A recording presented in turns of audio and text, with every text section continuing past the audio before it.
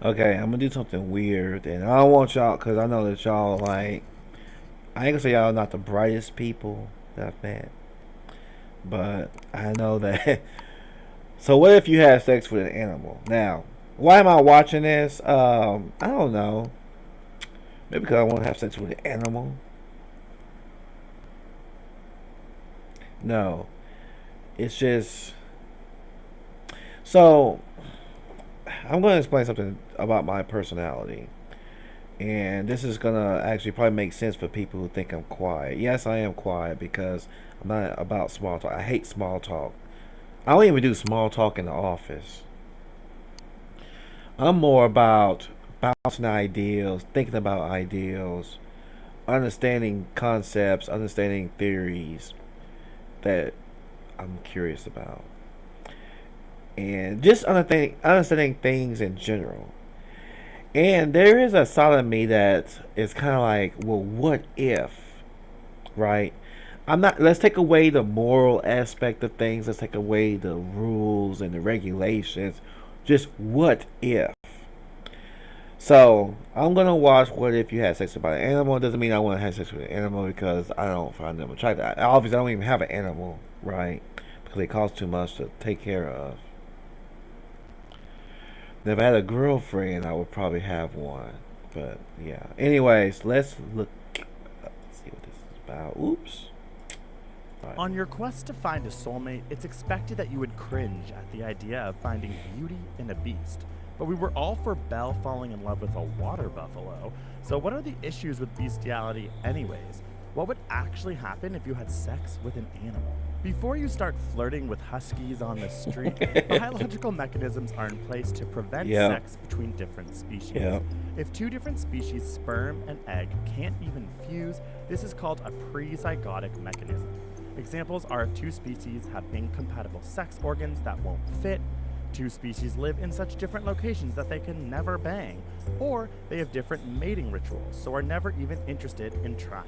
Even if two different species end up managing to have sex, it's unlikely the sperm and egg would produce an Right. offspring. In the Yeah. case of bestiality with you and a closely related species like a baboon, one study showed that human sperm couldn't attach to the protein surface of the eggs of baboons. Not strong Therefore, enough. there would be no fusing, and the first phase of fertilization could never be completed.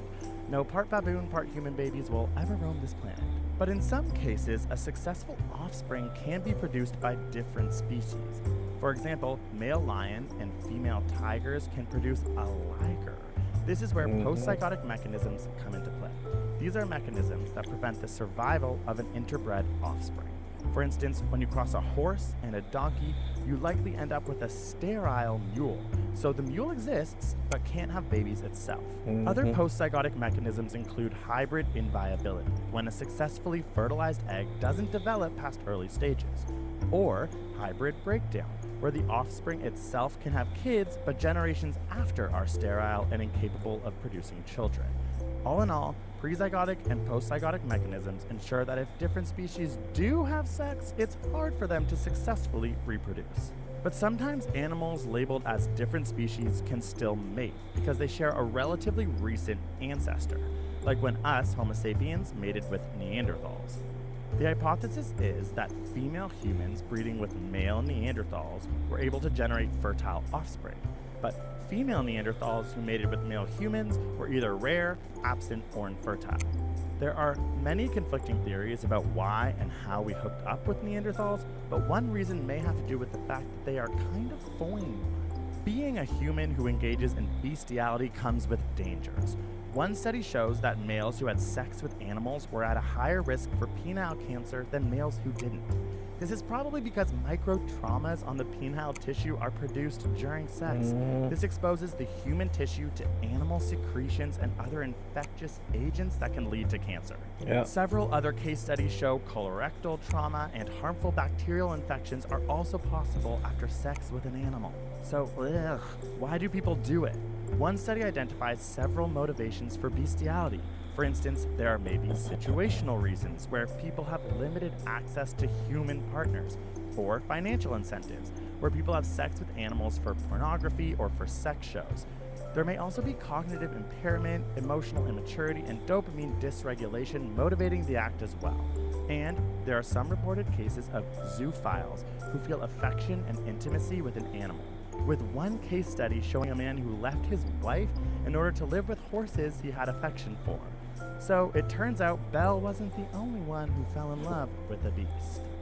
Clearly, this video was not sponsored, and at There this you moment go. in time, it's probably demonetized as And- well. So we're gonna take this time to tell you about our new. So I pretty much already knew that. I mean, you can't go have sex with a dog and think that you're gonna have a baby. That it's not gonna work like that. If that was the case, we would. Man. Anyways, so and I didn't know anything about the home. So I didn't know that there was different types of humans until I got into YouTube. So apparently there was like literally two types. Like it's kind of like I don't know how to explain. It's kind of like he said the lion and tiger. Well, there was like literally you would call them humans because it's a species, but there was subspecies of humans. There was three of them. And I can't think of the other the third one, but that I did not know. So that's a very interesting concept. So. And I'm gonna be honest with you. Some of you all that have been with a partner and you can't have, and y'all have had lots of sex, unprotected sex, you can't have a baby. Maybe one of you was a Neanderthal. Hey, it could be. I'm just saying. And I'm gonna be honest with you, with the way that, man, some of these people around here. Anyways, let's not get into that. Post your comments. Thought that it was very interesting. V, did you learn something new about that? You probably did.